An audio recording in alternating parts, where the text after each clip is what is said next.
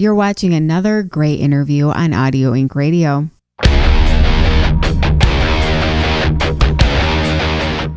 What's up? It's Anne Erickson. I've got a father-son duo on the show, Udo and Sven of U.D.O.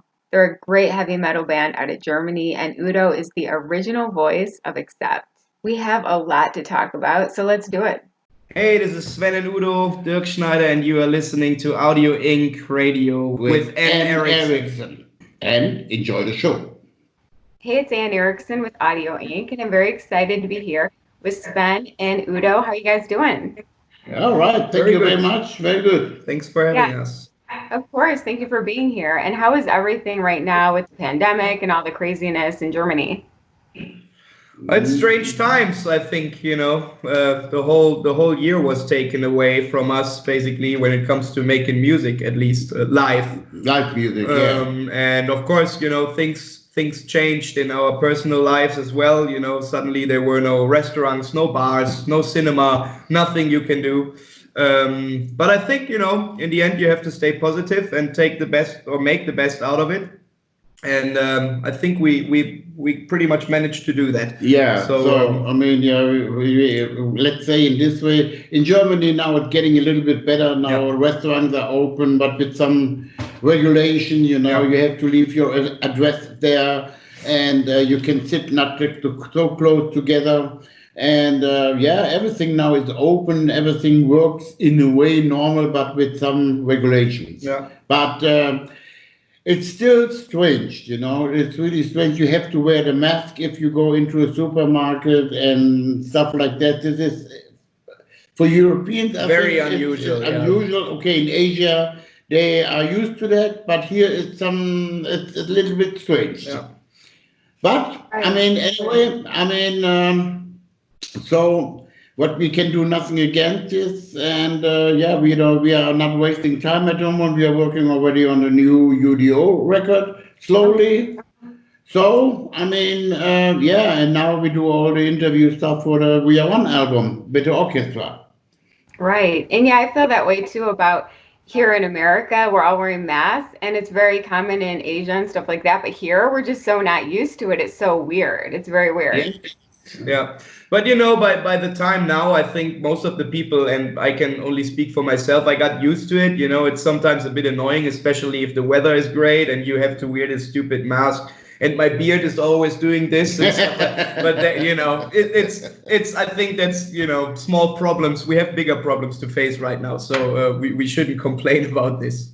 So let's talk about We Are One. This is a really cool concept. It's you guys with the concert band of the German Armed Forces. So tell me about how this came together and why you guys wanted to release it.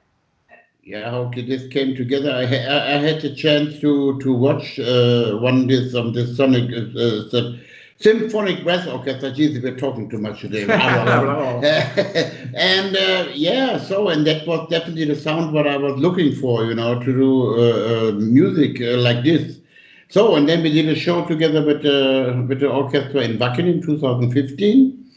But the reaction was fantastic. In the beginning, we was not really sure how the people are reacting on this, but it was fantastic. And then we did another show in 2018, but a long show, like 2.5 hours. And that was also, the atmosphere was very interesting. There was like 40% of metal fans, and the rest was like fans of the brass orchestra, There was also older people like me.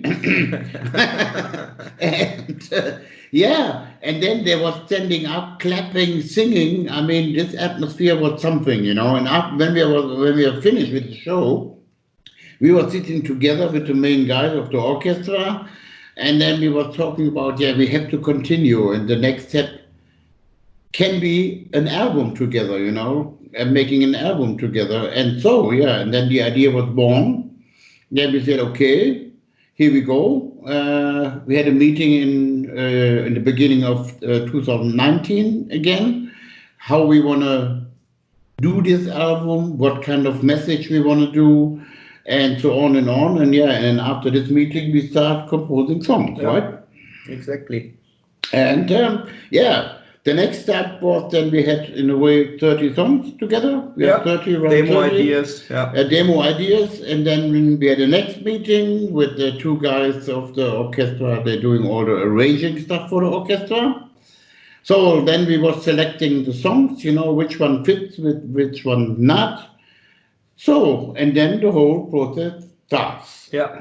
And then, of course, it was going back and forth with the two guys from the orchestra, and there was lots of, re-listening our ideas. Then they came back with the arrangements, and we had to listen to that. But it was pretty much, right on spot what they did, because, of course, they played two shows with us, and they were playing in the orchestra on these two shows, so they knew what was what the feeling should be, or what the atmosphere should be, and what U.D.O is about.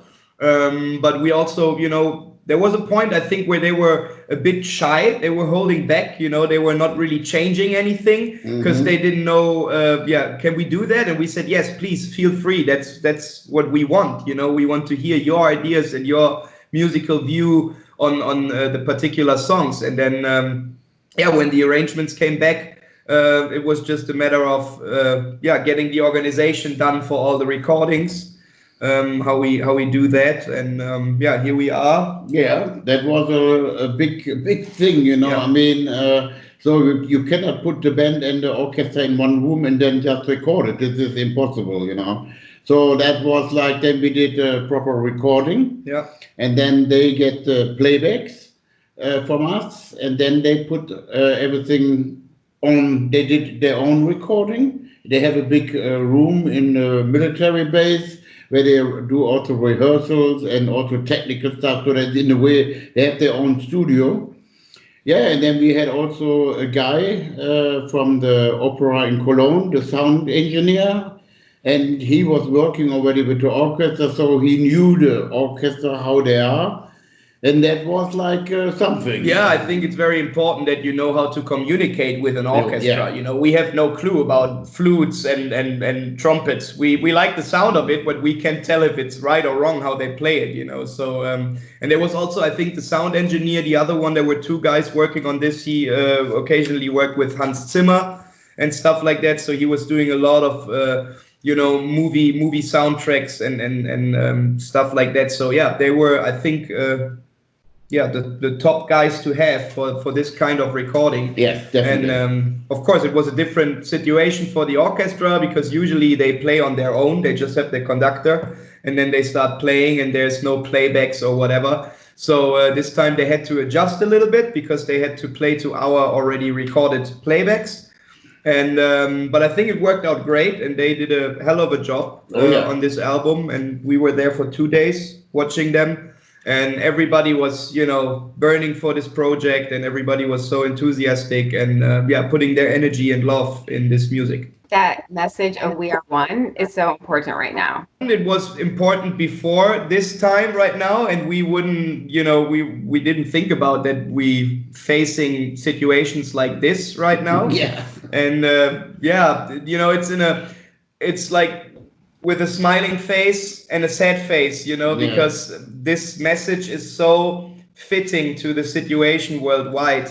But this is on one hand very sad that we have situations like this. On the other hand, the lyrics fit perfectly, and it comes to the right time. When we was writing the lyrics, there was nothing really happening. It was just like, okay, we write lyrics about what's going on in the world, that keep an eye on everything, not destroy the whole planet, with all the climate thing, and I don't know, the Amazonas, they're burning down the woods, and I don't know, a lot of things. Lots of stuff going on. And I think that, with this kind of messages we put out for the songs, it's not that we want to preach, we don't want to be the guys pointing at somebody and saying, hey, you do something wrong. It's more about that the people maybe listen to it closer and start thinking, Yeah. And that's, but then Corona came, also the riots in America, and then now it fits. Even better, Even better, yeah. So. Who would have thought that this is all coming together, I mean, we are a month away from the release, and now to the COVID thing, all this stuff in America was going on. Now here in Germany, we had tons of demonstrations in Berlin, Munich, Hamburg, Cologne. Yeah. 10,000s of people were going on the street demonstrating against racism, which is awesome on one hand. On the other hand, it's a bit questionable in these kind of times, as we have this COVID going on. Yeah. It's like, oh, we are not allowed to play concerts, but, demonstrations are still going on. But it's still, for myself, it's more, it's more overwhelming that people are doing this than this COVID thing, Yeah. I mean, it's it's also, we have one song on this album. It's called Rebel Town, and the main meaning is about the United of Germany. They did in East Germany a peaceful demonstration, or you can call it also revolution, yeah. if you want to call it like this. So, and you can do also a peaceful revolution without any war or whatever, what's going on, destroying, rioting, looting, and stuff like that. It's like speak up for what you think, Yes. and that's totally fine and totally correct. But don't destroy shops people spend their life building to make a living out of it, and stop that. Yes. Nobody needs that. Yeah, so that I hope the message will reach the people, so, and maybe hopefully start thinking about a lot of things. Would you guys ever play a drive-in concert? Because that's kind of the talk right now. Bands are thinking about doing that. Of course, the thing is that we really can't do it because we come in from 3 countries. Our bass player is living in Slovenia, and our guitarist Andre is living in Ukraine. So there's no way that they can travel at the moment. I think it would be a funny thing to do for once, but Yes. I don't want to get used to that. That's the same with live streaming. I don't want to get used to, go in a rehearsal room or a studio and have like 5 cameras in front of you and no audience, and play to an audience online. That's, I think, a very strange concept of live music. Definitely. And you need, especially for this kind of music, what we are doing, you need an audience. It have to feedback. Have to be feedback from the audience and stuff like that. Just be on stage and nobody is down there and hello. Yeah. It would be funny to see people, blinking and stuff like that. And what I saw is that there was one German band, they made them do a circle pit with cars, which is awesome. That's something funny. But again, nothing I want to get used to. That's Right. a bit strange. Yeah. Based on what you're hearing inside the business, do you have any idea when real live concerts might be back? I think that will be, I don't know. In Germany, they just extended the period of no concerts allowed until the end of October. Yes. Wow. So we don't think that there's anything happening until the end of the year, for sure not. Yeah. And we just can hope and pray that there's no second wave coming, a massive second wave. Oh, yeah. Because then probably the next year is gonna be gone as well. Yeah. At least until middle of next year. Yeah, we can say we hope and cross the finger that everything getting normal next year, So, and then of course we were losing also a lot of touring stuff, South America, Canada, Russia, a big support tour with Halloween in Europe. So. Yeah, it's also not really funny, but that's why we hope everything goes in a way normal next year, and then definitely we already confirmed for Wacken next year with the orchestra, and we will see and hope everything will be at some point normal again. Yeah, but they are already predicting that this will take a long time. It's the same with airlines. It's the same thing. They predict that everything will get back to normal maybe in 23 or whatever. Yeah. So it's Wow. the same with concerts, you know, people might be scared to go again if they're open, because if you imagine a Wacken festival with 80,000 plus people, you know, it could be a lot of people. They also would say, no, thank you. You know, I might stay home and watch it on the live stream, which is available, and stuff like that. Yeah. But I really hope that this is not the case and we can get, to a normal situation. Now they started to do this weird thing here in Germany. We have this huge arena in Cologne. I think it holds 18,000 people. And they started to do like, you have your own bubble. So you can sit with 4 people in one plexiglass bubble. And there were 900 people in an 18,000 capacity venue. How awkward is that, you know? And it doesn't work as well, because the artist has to cut their fee, the promoters, you know. It just, there's no way this can work. Yeah. You know. Right. Yeah, It's I a agree. strange situation at the moment. Yeah. Right. What are your thoughts on the state of metal music? Do you think that heavy metal is in a good place? Yeah, I would say there's a lot of new bands coming up. I mean, there are so many bands also from Germany, which I'm a bit proud of and surprised that they made it this big. And look, for example, Sabaton or Powerwolf, they're taking over a huge role, you know, coming to a headliner status for big festivals and stuff like that.